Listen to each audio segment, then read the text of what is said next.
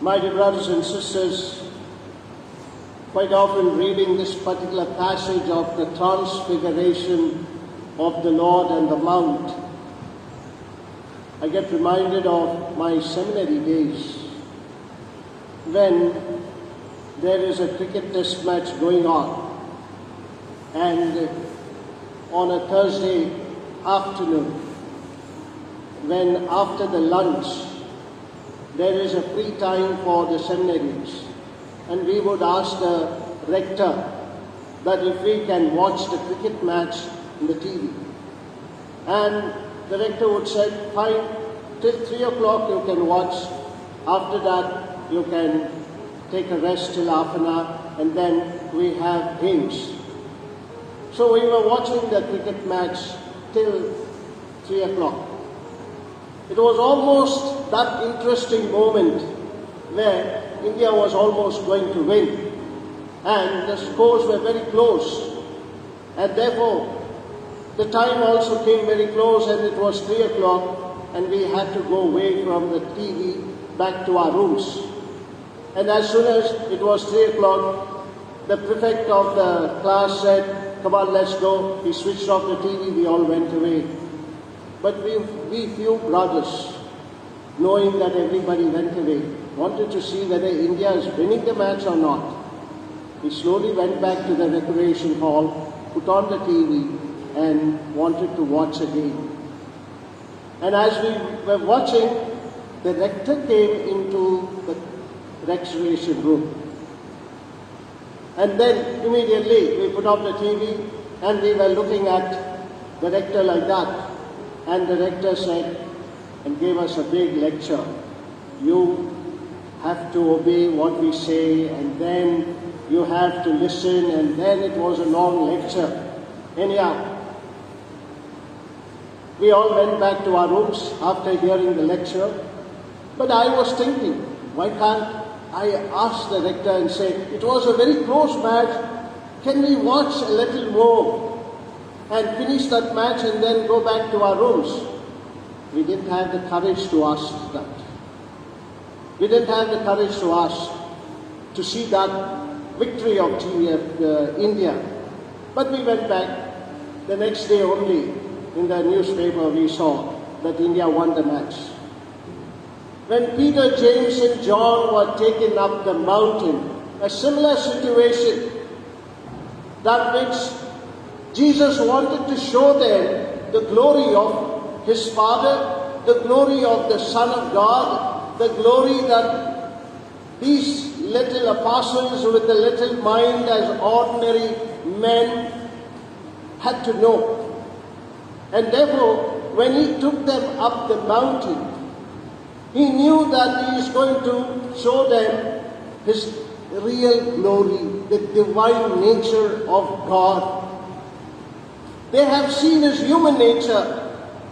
They, in a way, understood the human nature, that Jesus can perform miracles, He can really wonderfully talk and inspire people, He can change water into wine, He can multiply bread, He can multiply fish. All this was in their mind, they could understand.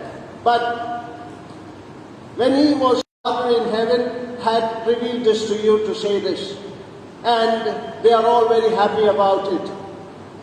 After that, immediately, Jesus speaks about His death. He says, well, you see, the Son of Man is going to go through such suffering. He is going to be persecuted, He is going to be crucified, He is going to die on the cross, and on the third day rise.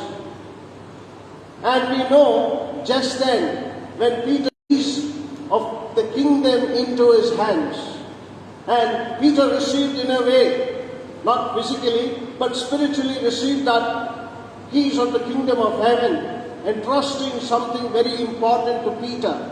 And Peter was so thrilled, but suddenly Jesus speaks about His death. He was not happy. In the same passage, Peter not happy Jesus. Just now Jesus said, my Father in heaven revealed this to you, and I entrust the keys into your hands.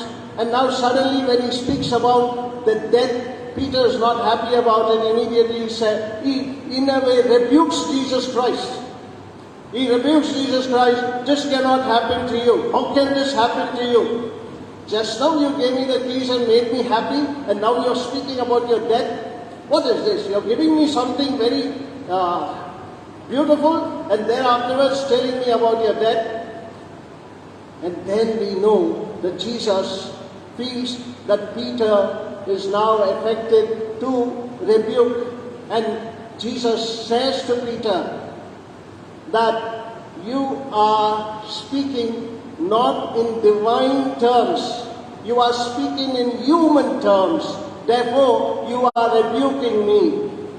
And that is why the next passages he takes them up the mountain, and there he reveals his real nature, his divine nature. The human nature is over, the divine nature is over. Now, Peter, James and John should understand the purpose of his human nature and of his divine nature. There is a purpose for Jesus' human nature and the divine nature. What is the purpose of the human nature? Now, on the mountain we see Elijah and Moses. Therefore, Elijah, who is the greatest of all the prophets, and Moses, who brought in the law from Yahweh. Therefore, we see that when Jesus took them up the mountain, these two beautiful personalities were there in that mountain. And Peter said, it's so nice, let us make 3 boats. He was not aware what he was speaking. He was in a way, in the human nature speaking, let us make both, let us capture all of you here, so it is beautiful. But now Jesus wants to bring that to a better understanding. What is a better understanding? Why did Moses appear there? Why did Prophet Elijah appear? Prophet Elijah appears to bring in the truth of God. The truth of God, confirming that this is the Son of God. Moses, now we know that Jesus is going to depart from this world, which means there's an exodus of Jesus from this world into the heaven, the ascension. And Moses is the one who took the people of Israel from that great moment of 40 years of oppression into the promised land. Therefore Moses is there to show that the purpose of Jesus and then go up to heaven, be seated at the right hand of the Father. Now therefore there is this purpose very clear, that the human nature of Jesus Christ is to go through this life, to serve people and to bring the message of God. The divine nature is now what they see in the mount, the glorified self. And when they see the glorified self, now Jesus, after hearing Peter saying, let us make 3 boats, Peter was not understanding what he was talking in a way. But later on he will understand, because it is very clearly said, come, let go down the mountain. And he charged them not to say to anyone, until the Son of Man is risen from the dead. So till then, they will not understand what is this transfiguration, what is the human nature and the divine nature. It is only after the resurrection they will come to understand the human nature of Christ and the divine nature of Christ. That is the reason why we see that Jesus says, come, let's go down the mountain. We can't live in this glory only. We have to go down. And I have to continue to live my human nature still, till I die. And therefore they go down. And this is to show that Jesus' purpose of his human nature was to become one like us, and to show his divine nature in the transfiguration is to show that you and I, who are also having that divine nature in us, can also receive that glory of God. How can we have that divine nature?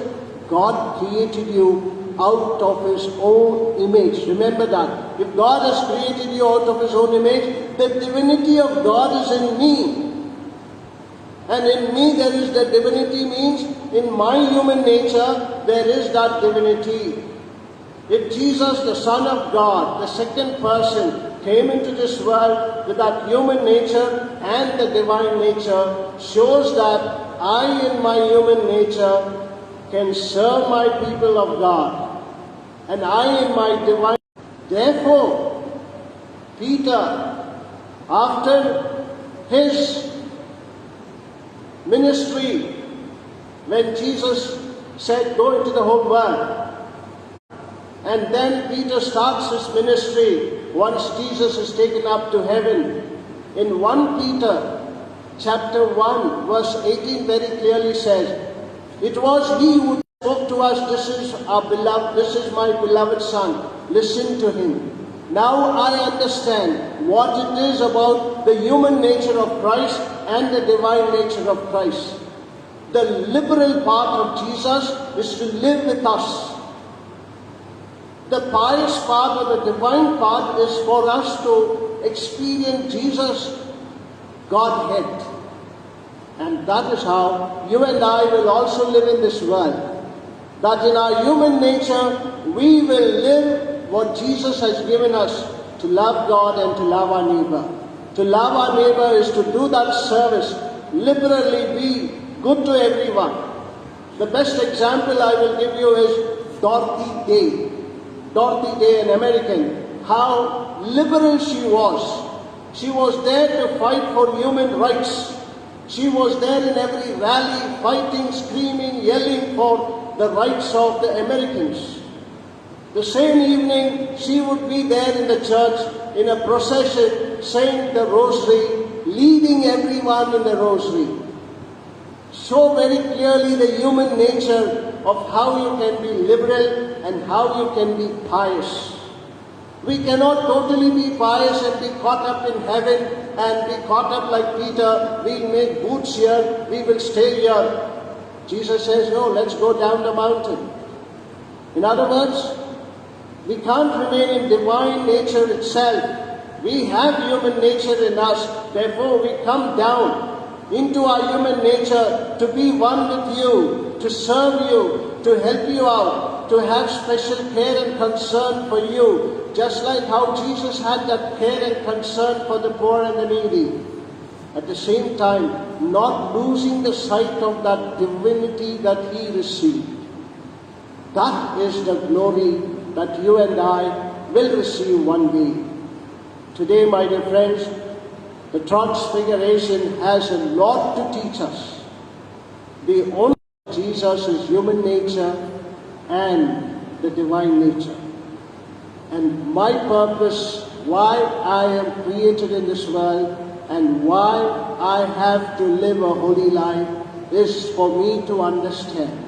If I know the purpose of my existence here and my following in Jesus Christ, that will bring us one day. Amen. Let us all stand for the creed.